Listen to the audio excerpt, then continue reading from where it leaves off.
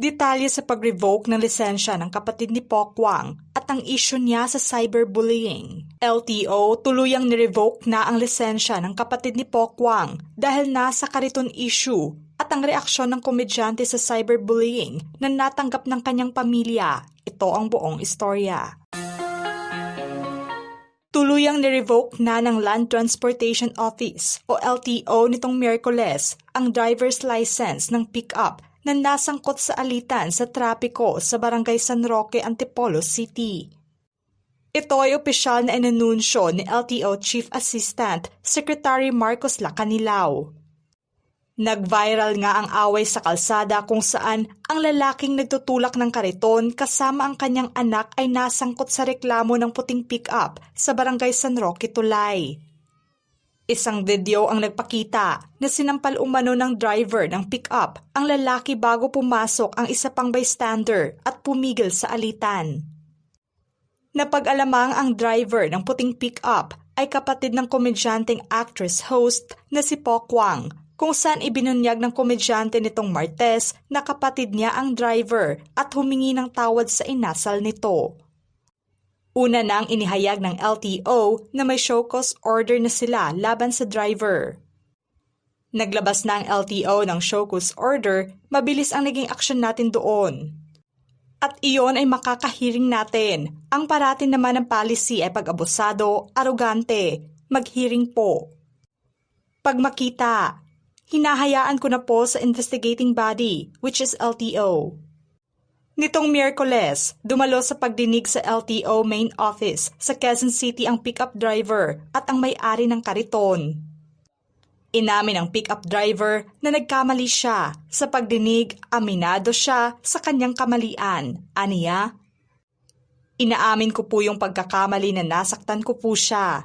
Inaano ko po na hindi mangyayari in the future. Pahayag naman ng LTO, sa ngayon, kumpiskado na yung driver's license niya.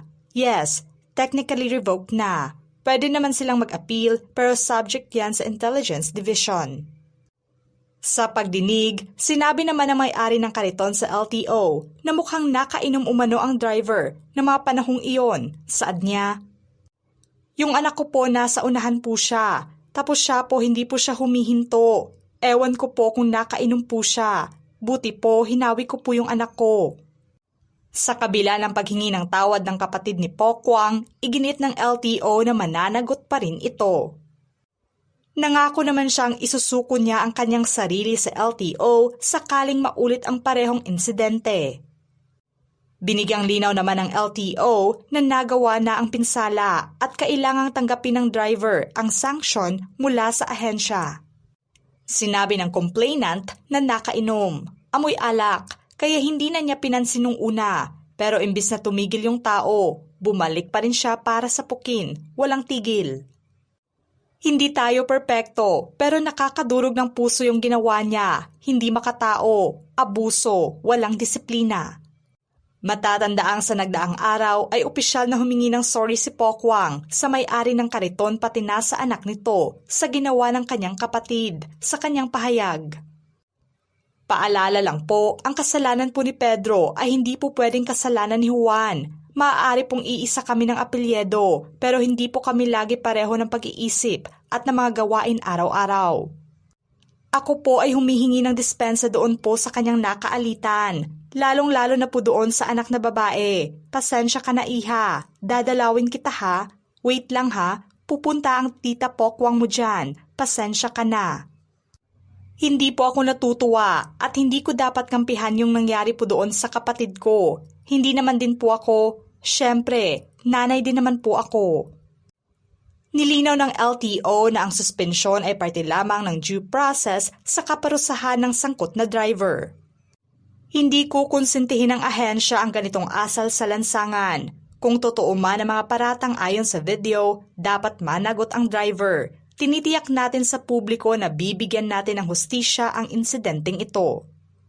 Sa kabilang banda, hindi naman ikinatuwa ni Pokwang ang ginawang cyberbullying na ginawa ng ibang tao sa kanilang pamilya. Pinuna at hindi niya pinalampas ang mga nagpost na mga mukha ng kanyang mga kapamilya at kamag-anak na bahagi ng alitan. sa kanyang pahayag. Paalala ko lang din po doon sa mga nag-post ng paulit-ulit na mukha ng pamilya ko, may tinatawag po tayong cyberbullying at cyberlibel. Sa kanyang dagdag na pahayag. Doon po sa ibang politiko na nakikisakay po at hindi naman taga-antipolo, nakakaloka. Nag-post pa kayo, sir. Alam niyo na kung sino kayo. Alam ko taga Bicol kayo. Ingat po kayo. Kasi mambabatas pa naman kayo, so alam niyo dapat na yung tinatawag na cyberbullying, cyberlibel, okay? Pinost po ninyo yung mukha ng buong pamilya ko. Isa lang po yung may kasalanan, kapatid ko, pero nasaan po yung privacy, yung protection po ng pamilya ko? Hindi po ako kumakampi sa kapatid ko pero sana nag-iingat po kayo sa mga post ninyo, mga comments ninyo. Ikinadismaya ng komedyante kung bakit kailangan pang idamay ng ibang tao ang pamilya nila kung iisa lang naman ang may kasalanan. Sobrang mali rin ang ginawa ng mambabatas sa pagbahagi ng privacy ng kanilang pamilya. Dahil sa pagpuna ng komedyante sa mambabatas, naglabas naman ng sagot si Bicol Saro Party List Representative Terry Ridon sa mga sinabi ni Pokwang laban sa kanya. Sa kanyang X account, naglabas si Ridon ng isang pahayag na tumutugon sa mga pahayag ni Pokwang na binanggit na malamang na siya ang tinutukoy nito dahil sa mga paglalarawan ng komedyante. Pati na rin ang sariling mga reaksyon ni Ridon sa mga issues sa pang-aabuso sa kalsada tulad ng pagbabawal sa e-bike at kamakailang insidente sa road rage. Tinawag ng mambabata sa mga pahayag ni Pokwang na mga larawan ng kanyang buong pamilya ay naipost online bilang totoo. Nanilinaw na mga naipost ay mga larawan ni Carlos Subong, ang kanyang kapatid, bilang may karapatan ang publiko na malaman ang pagkakakilanlan ng isang taong gumagawa ng krimen laban sa mga ordinaryong Pilipino. Paglilinaw niya na wala naman dapat cyberlibel o cyberbullying dahil ang mga pahayag at ebidensya ay base lamang sa katotohanan. Dahil sa patas na aksyon ng LTO ngayon, marami sa mga netizens ang nasiyahan sa hustisyang nakuha ng mag-ama laban sa driver ng pick-up. Nagpaalala naman ang LTO na huwag pa irali ng init ng ulo sa kalsada, lalo na ngayong holiday season.